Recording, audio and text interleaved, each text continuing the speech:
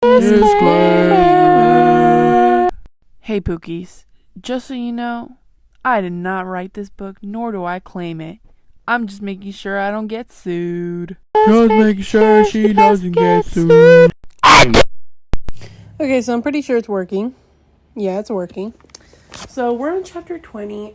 Last episode I mentioned about applying to college. I just started my college essay, so let's hope it's fine. I don't know how to really write essays. I would rather take a fucking test, dude.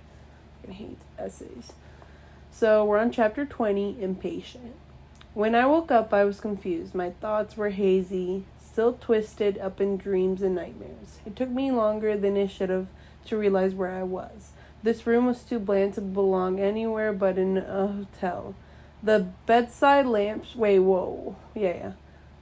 bolted to the tables were a dead giveaway, as were the long drapes made of the same fabric as the bedspread, and the generic watercolor prints on the wall. I tried to remember how I got here, but nothing came at first. I did remember the sleek black car, the glass in the windows darker than that on a limousine. The engine was almost silent, although we'd raced across the black freeways at more than twice the legal speed. And I remember Alice sitting with me on the dark leather backseat. Somehow during the whole long night, my head had ended up against her granite neck. My closeness didn't seem to bother her at all, and her cold, hard skin was oddly comforting to me. Ooh, not you. Odd. Okay, whatever. And her cool, hard, the front of her thin cotton shirt was cold and damp with the tears that streamed from my eyes until red and sore, then they ran dry. Oh, this is like rhyming. From my eyes until red and sore, they ran dry. Okay. Sleep had evaded me, my aching eyes strained open, even though the night finally ended. The dark broke over a low peak somewhere in California. The gray light streaking across the cloudless sky stung my eyes, but I couldn't close them. When I did, the images that flashed all too vividly, like the still slides behind my lids, were unbearable. Charlie's broken expression, Edward's brutal snarl, teeth bared, Rosalie's resentful glare, the keen-eyed scrutiny of the tracker, the dead look in Edward's eyes after he kissed me the last time. I couldn't stand to see them. So I fought against my weariness, and the sun rose higher. I was still awake when we came through a shallow mountain pass, and the sun behind us now reflected off the tilted rooftops of the Valley of the Sun. I didn't have enough emotion left to be surprised that we made a 3-day journey in one. I stared blankly at the wide, flat expanse laid out in front of me. Phoenix, the palm tree, scrubbery creosote, and the haphazard lines of the intersection freeways, the green swaths of golf course and turquoise splotches of swimming pools, all merged in a thin smog and embraced by the short, rocky ridges that weren't big enough to be called mountains. The shadows of the palm trees slanted across the freeway, defined sharper than I remembered, paler than they should be. Nothing could hide in these shadows. The bright open freeway seemed benign enough, but I felt no relief, no sense of homecoming. "Which way to the airport, Bella?" Jasper had asked, and I flinched, though his voice was quite soft and unalarming. It was the first sound besides the purr of the car to break this long night's silence. "Stay on the I-10, I answered automatically. We'll pass right by it. My brain had worked slowly through the fog of sleep deprivation. "Are we flying somewhere?" I'd asked Alice. "No, but it's better to be close just in case." I remember beginning the loop around Sky Harbor International, but not ending it. I suppose that must have been when I'd fallen asleep. Although now that I'd chased the memories down, I did have a vague impression of leaving the car. The sun was just falling behind the horizon. My arm draped over Alice's shoulder, her arm firm around my waist, dragging me along as I stumbled through the warm, dark shadows. I had no memory of this room. I looked at the digital clock on the nightstand. The red numbers claimed it was 3 o'clock, but they gave no indication if it was night or day. No edge of light escaped the thick curtains, but the room was bright with the light from the lamps. I rose stiffly and staggered to the window, pulling back the drapes. Oh, it's not 15. Oh my god. I'll be right back, guys. Hold on. Oh, sorry about that, guys. Where was I? Shit, I don't fucking know. I rose stiffly and staggered to the window, pulling back the drapes. It was dark outside, 3 a.m. then. My room looked out on a deserted section of the freeway and the new long-term parking garage for the airport. It was slightly comforting to be able to pinpoint time and place. I looked down to be at myself. I was still wearing Esme's clothes, and they didn't fit very well at all. I looked around and glad when I discovered my duffel bag on the top of the lower dresser. I was on my way to find new clothes and when a light tap on the door made me jump. "Can I come in?" Alice asked. "Sure." And I took a deep breath. "Sure." She walked in and looked at me over cautiously. "You look like you could sleep longer," she said. I just shook my head. She drifted silently to the curtains and closed them securely before turning back to me. "We'll need to stay inside," she told me. "Okay." My voice was hoarse. It cracked. "Thirsty?" she asked. I said, "Okay, how are you?" "Nothing unmanageable," she smiled. "I ordered some food for you. It's in the front room. Edward reminded me that you have to eat a lot more frequently than we do." I was instantly more alert. "He called?" "No," she said, and washed up my face felt. "It was before we left." She took my hand carefully and led me through the door. Sorry, my hand is itchy. And I'm uncomfortable, so let me fix myself. Okay. Oh, what the fuck? Oh, okay. She took my hand carefully and led me through the door into the living room of the hotel suite. I could hear a low buzz of voices coming from the TV. Jasper sat motionlessly at the desk in the corner, his eyes watching the news with no glimmer of interest. I sat on the floor next to the coffee table where a tray of food waited and began picking at it without noticing what I was eating. Alice, perched on the arm of the sofa, stared blankly at the TV like Jasper. I ate slowly, watching her, turning now and then to glance quickly at Jasper. It began to dawn on me that they were too still. They never looked away from the screen, though. Commercials were playing now.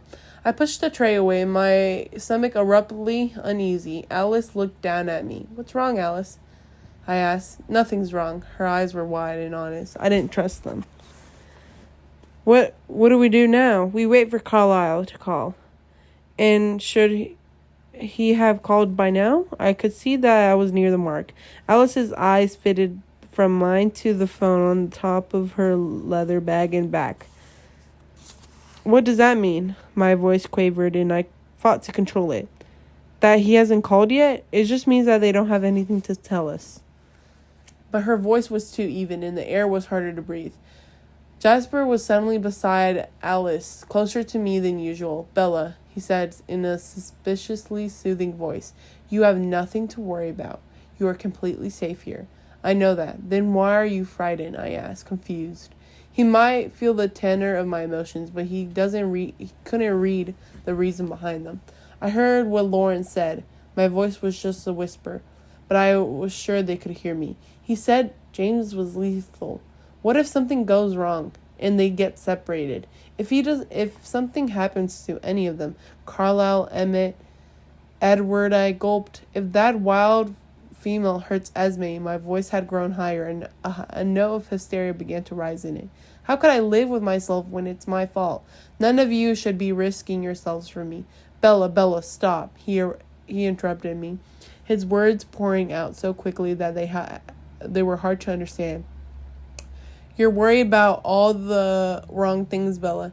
Trust me on this. None of us are in jeopardy. You are under too much strain as it is. Don't add to it with wholly unnecessary worries. Listen to me, he ordered, for I had looked away. Our family is strong. Our only fear is losing you. But why should you? Alice interrupted this time, touching my cheek with her cold fingers. It's been almost a century that Edward's been alone. Now he's found you.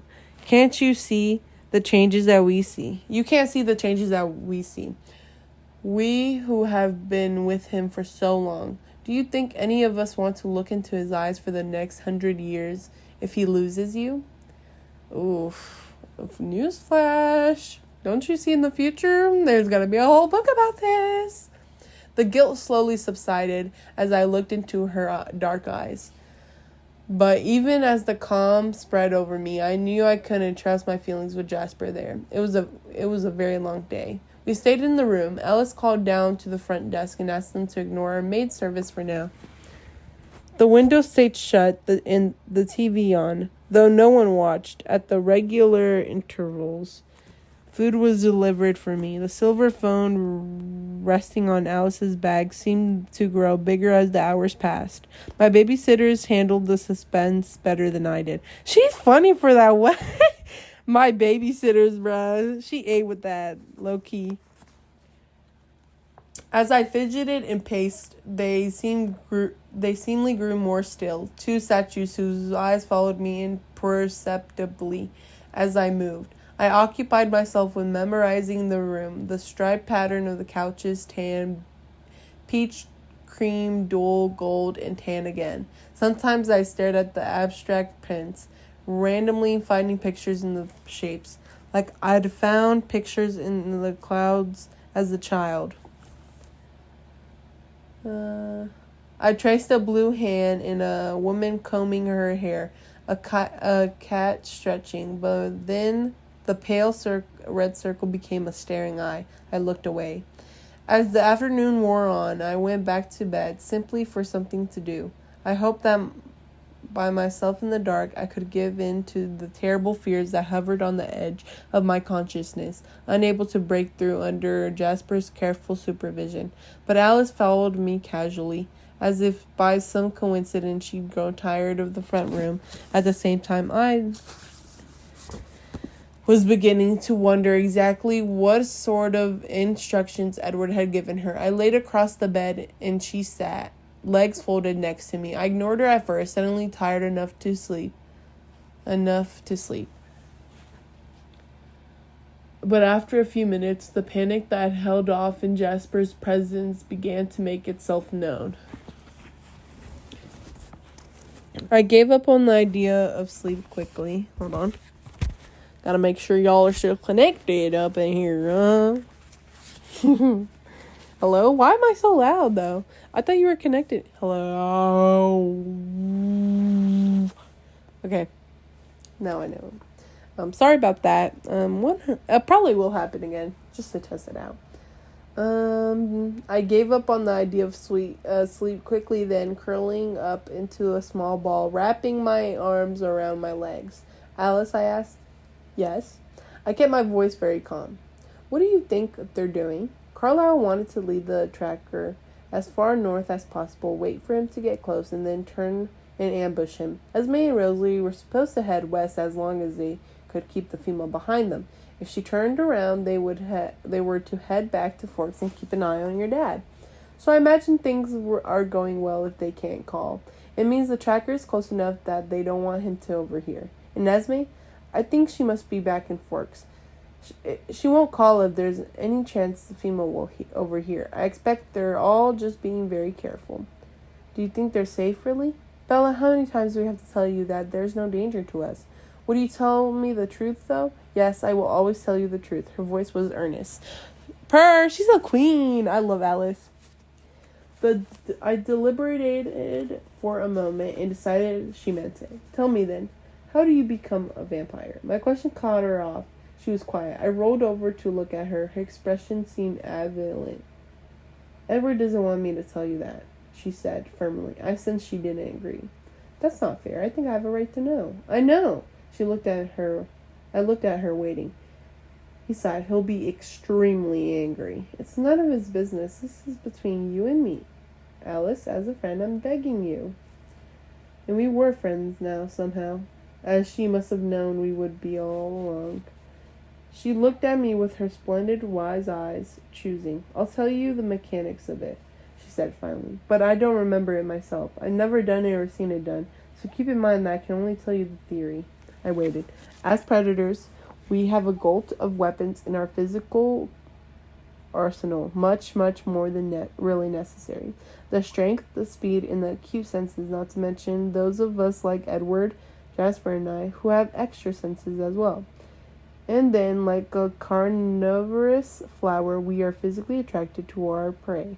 I was very still, remembering how potently Edward had demonstrated the same concept for me in the meadow.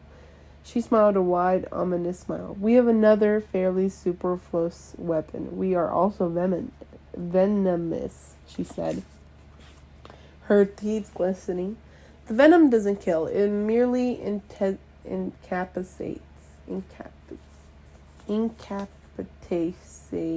it. Incapacitate. I don't know. That's a big fucking word, okay? I can't fucking say it.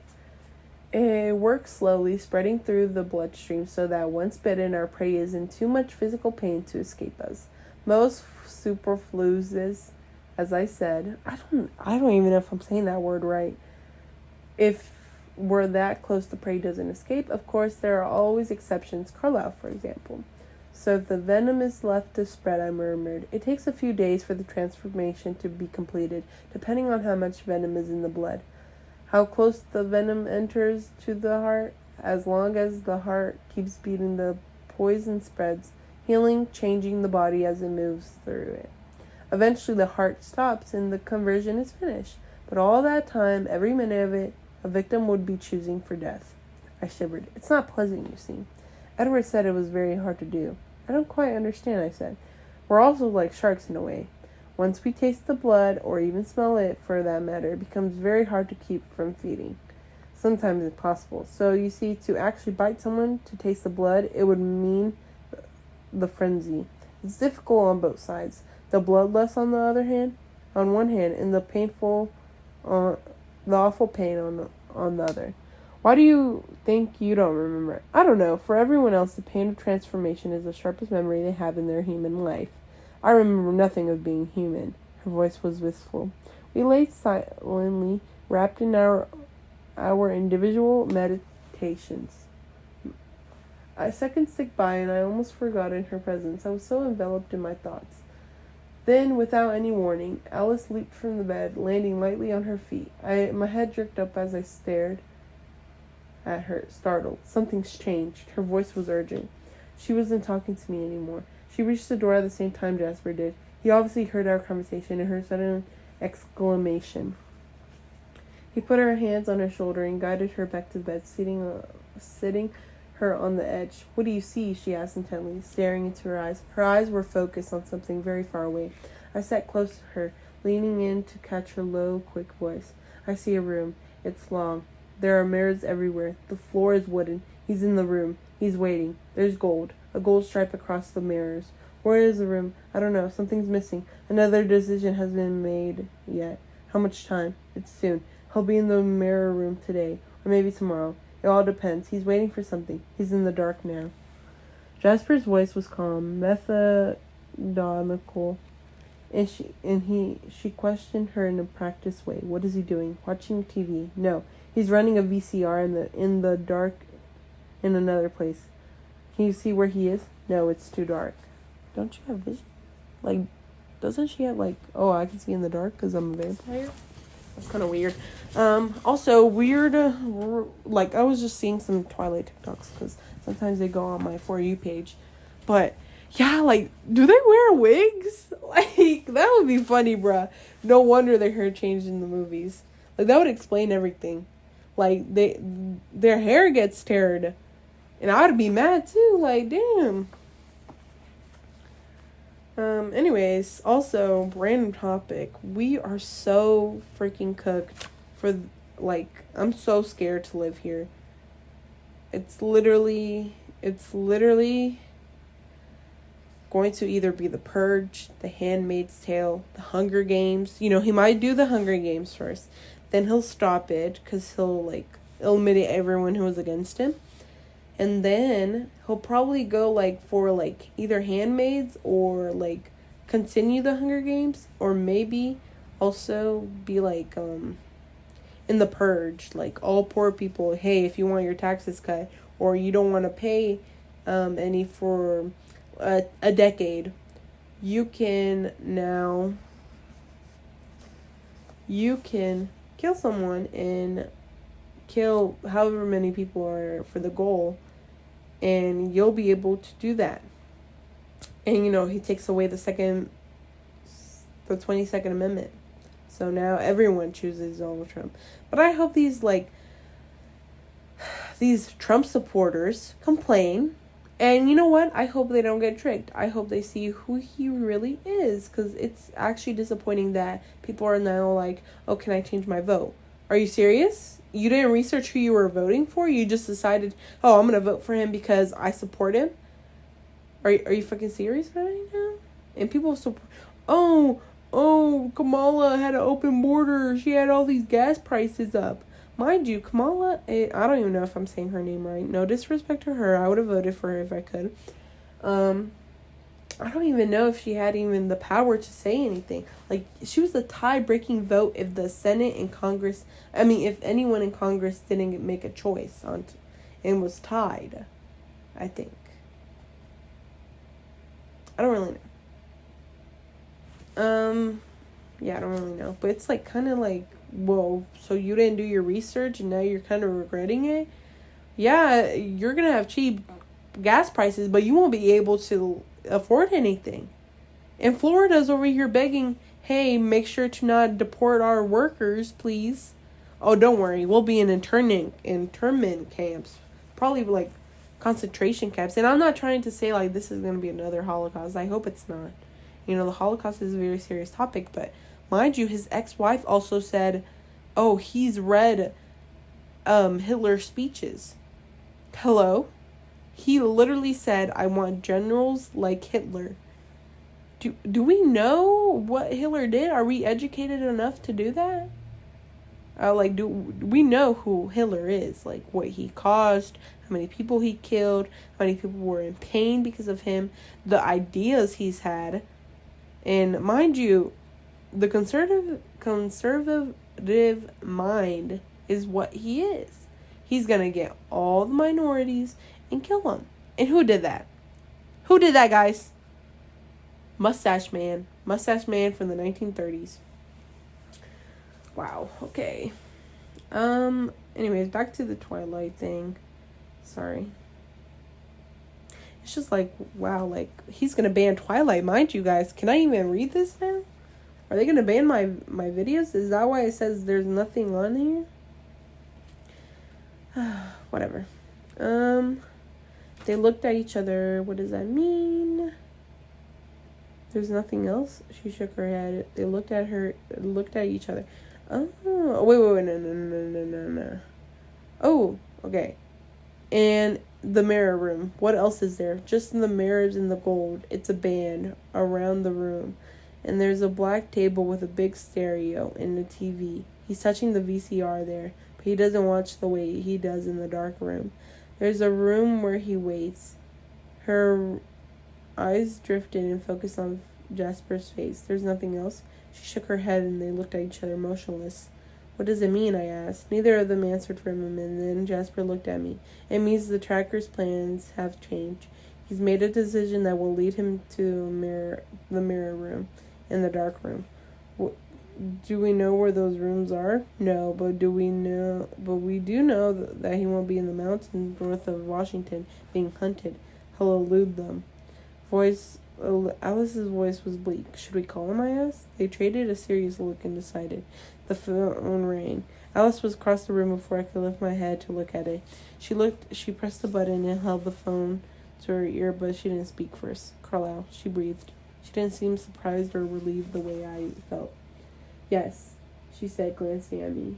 She listened for a long minute. I just saw him. He described the vision she'd seen. Whatever made him get on that plane, it was leading him to those rooms. She paused. Yes, Alice said. Into the phone, and then she spoke to me. Bella? She held the phone toward me. I ran to it. Hello, I breathed. Bella, Edward said. Oh, Edward, I'm so worried. Bella, he said in frustration. I told you not to worry about anything but yourself. It was so unbelievably good to hear his voice. It felt the hovering cloud of despair lighten and drift back as she spoke. Where are you? We're outside of Vancouver, Bella. I'm sorry, we lost him. He seems suspicious of us. He's careful to stay just far away that I can't think what he's thinking. But he's gone now. It looks like he got on the plane. We think he's heading back to Forks to start over. I could hear Alice filling in Jasper behind me, her quick words blurring together into a humming noise. Like that? Sorry, I did it again. I'm sorry. I know, Alice saw that. He got away. You don't have to worry, though. He won't find anything to lead him to you. You just have to stay there and wait till we find him again. I'll be fine. Is Esme with Charlie? Yes, the female has been in town. She went to the house, but Charlie was at work. She hasn't gone near him, so don't be afraid. He's safe with Esme and Rosalie watching. What is she doing?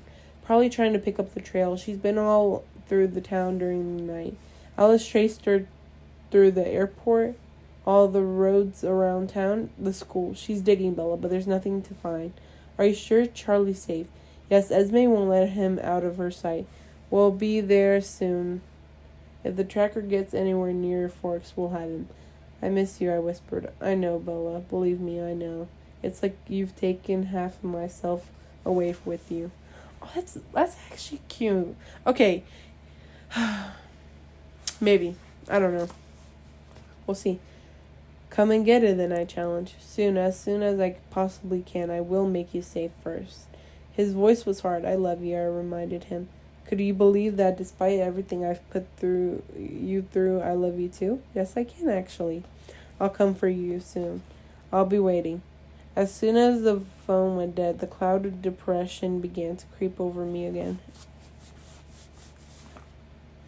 I turned to give the phone back to Alice and found her and Jasper bent over the table where Alice was sketching a piece of hotel stationery. I leaned on the back of the couch, looking over her shoulder. She drew a room, long rectangle with a thinner square section at the back. The wooden planks that made up the floor stretched lengthwise across the room. Down the walls were lines denoting the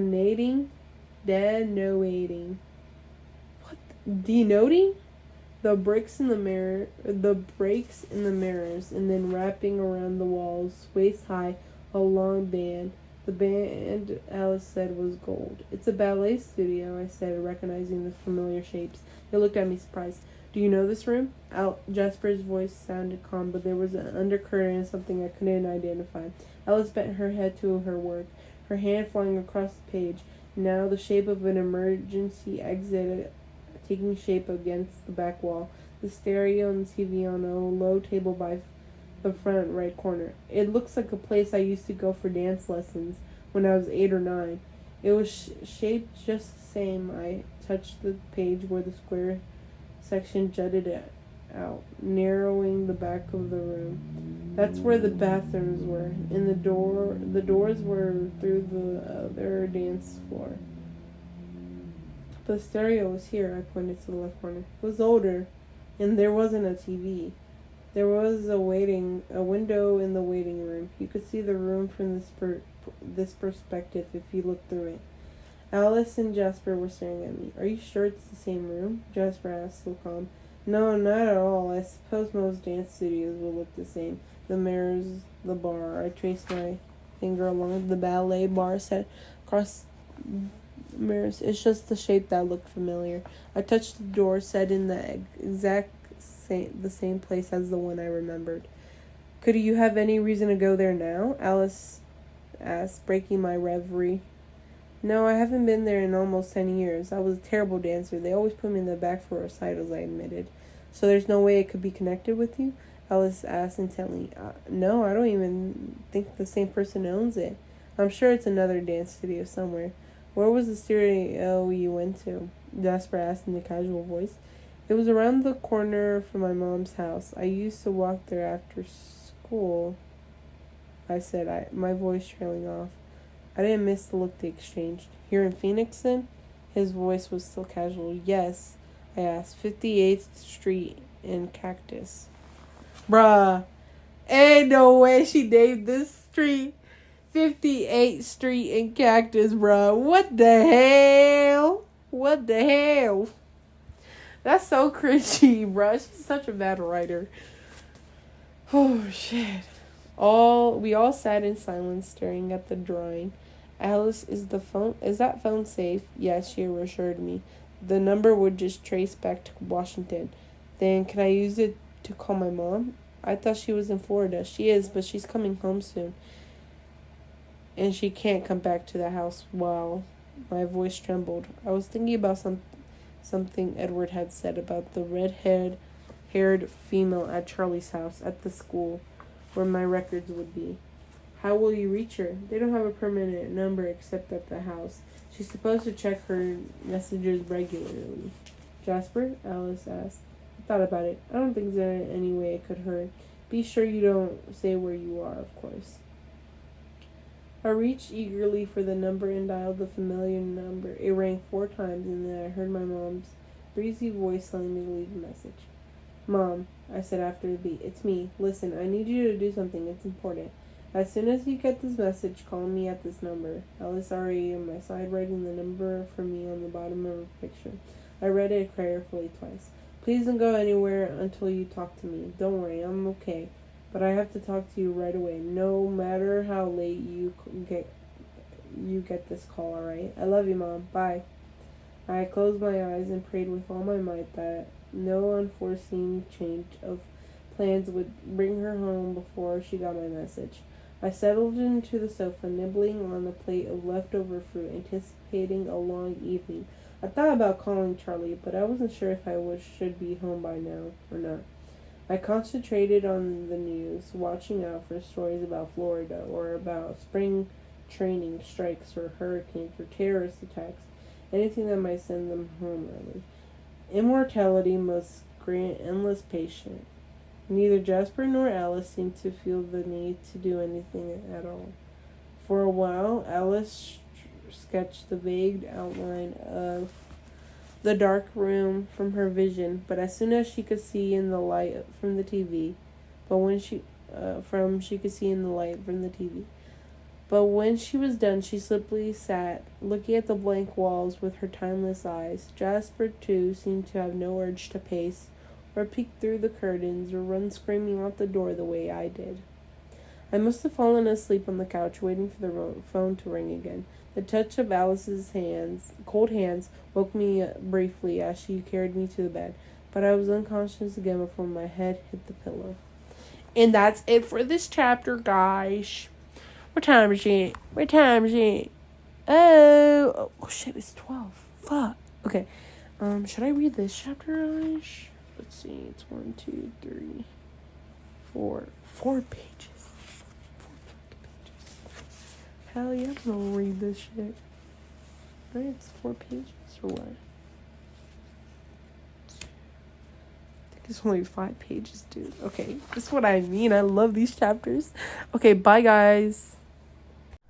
Remember, I did not write this book. Goodbye.